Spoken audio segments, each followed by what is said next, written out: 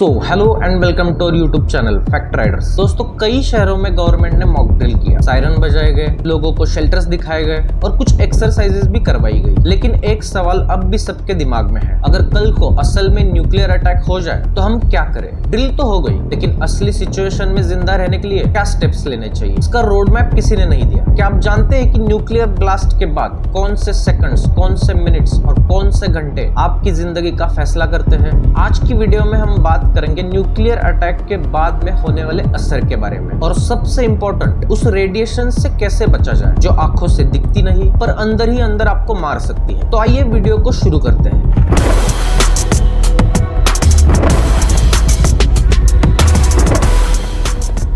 जब एक nuclear bomb फटता है तो सबसे पहले दिखाई देती है एक तीखी चमक। इतनी तेज रोशनी होती है कि अगर आप उसकी तरफ देखते रहे तो आप अंधे हो सकते हो। फिर आता है फायरबॉल, इतना गर्म होता है कि लोहा पिघल जाता है और इंसानी शरीर तुरंत भस्म हो जाता है। उसके बाद आती है शॉकवेव्स, एक ऐसी लहर जो 5-10 किलोमीटर तक सब कुछ तोड़ के रख देती है। बिल्डिंग, सड़क, गाड़ियां, कुछ भी नहीं बचता। हिरोशिमा के अटैक में छोटी सी 15 किलोटन के बॉम्ब ने एक सेकंड में 80,000 लोगों की जान ले ली थी। और आज के मॉडर्न वेपन्स उससे कई ज्यादा पावरफुल है। ब्लास्ट के तुरंत बाद हवा में फैलता है रेडियो एक्टिव फॉलआउट। ये होते ही जमीन की मिट्टी, धूल और पार्टिकल्स जो रेडियो एक्टिव हो जाते हैं और हवा के जरिए 100 किलोमीटर तक फैल सकते हैं। सबसे डेंजरस चीज होती है गामा रेडिएशन। ये आंखों से नहीं दिखती पर इंसानी शरीर के अंदर घुसकर डीएनए तक को डैमेज कर देती है। रेडिएशन एक्सपोजर के कुछ घंटों के अंदर लोगों को उल्टी, बुखार, ब्लीडिंग और अनकॉन्शियसनेस होने लगती है। अगर एक्सपोजर ज्यादा हो तो सर्वाइवल मुश्किल हो जाता है। अगर किसी को बचा भी लिया जाए तो फ्यूचर में कैंसर, इनफर्टिलिटी और ऑर्गन फेलियर जैसे प्रॉब्लम्स होते हैं। अब बात करते हैं कि इन रेडिएशन से कैसे बचा जाए। सबसे पहला स्टेप होता है ब्लास्ट होने की खबर मिलते ही तुरंत एक्शन लेना। अगर आप बाहर है तो बिना टाइम वेस्ट किए किसी कंक्रीट या सॉलिड बिल्डिंग के अंदर चले जाएं। घर के सभी दरवाजे, विंडोज और वेंटिलेटर्स बंद कर दीजिए ताकि रेडियो एक्टिव हवा अंदर ना आ सके। अगर आपके पास बेसमेंट है तो वहां चले जाइए। बेसमेंट जमीन के अंदर होता है जहां रेडिएशंस का असर सबसे कम होता है। अब बात करते हैं फॉलआउट शेल्टर कैसे बनाएं। अगर आपको लगता है कि आपको शेल्टर में कुछ दिन रहना पड़ेगा तो तुरंत एक टेम्पररी फॉलआउट शेल्टर बनाइए। बेसमेंट के एक एक कोने में बुक्स,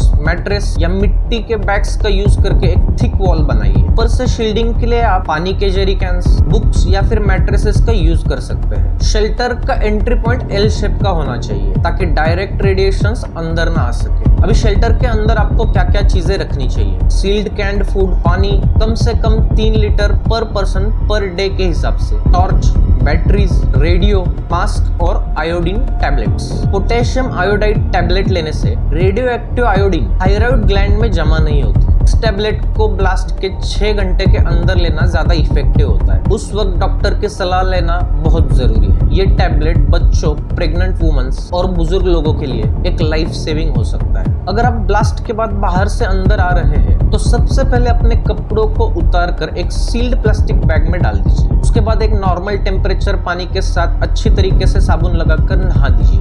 ध्यान रखिए कि स्किन को स्क्रब मत कीजिए वरना रेडिएशन पार्टिकल्स अंदर घुस सकते हैं। आंखें, नाक और मुंह को अच्छी तरह से धो लीजिए। अगर पॉसिबल हो तो N95 मास्क पहन लीजिए या फिर एक साफ कपड़ा बांध लीजिए। रेडिएशन से बचने के लिए शील्डिंग बहुत जरूरी होती है और इसमें सबसे इफेक्टिव मटेरियल होता है लीड, लेकिन ये हेवी और कॉस्टली होता है। कंक्रीट भी काफी इफेक्टिव होता है। कंक्रीट की एक 6 इंच की थिक वॉल आपको काफी प्रोटेक्शन दे सकती है। मिट्टी भी शील्डिंग प्रोवाइड करती है। रेडिएशंस काफी हद तक ब्लॉक कर सकती है। अगर आपके पास टैंक्स या फिर वाटर ड्रम हो तो उनका यूज कीजिए। टाइम, डिस्टेंस और शील्डिंग, ये 3 प्रिंसिपल्स हमेशा याद रखिए। जितना कम समय आप रेडिएशंस के कांटेक्ट में आएंगे उतना बेहतर। जितना दूर आप ब्लास्ट साइट से होंगे उतना सेफ, और जितना अच्छा शील्डिंग होगा उतना ज्यादा बचाव होगा। रेडिएशन डिटेक्टर जैसे जीगर काउंटर्स और डोसीमीटर्स आपकी एक्सपोजर लेवल को मॉनिटर करने में आपकी मदद कर सकते हैं। इस समय में आपको फिल्टर्ड वाटर और सील्ड फूड ही कंज्यूम करना है। खुली सब्जी या खुले पानी का इस्तेमाल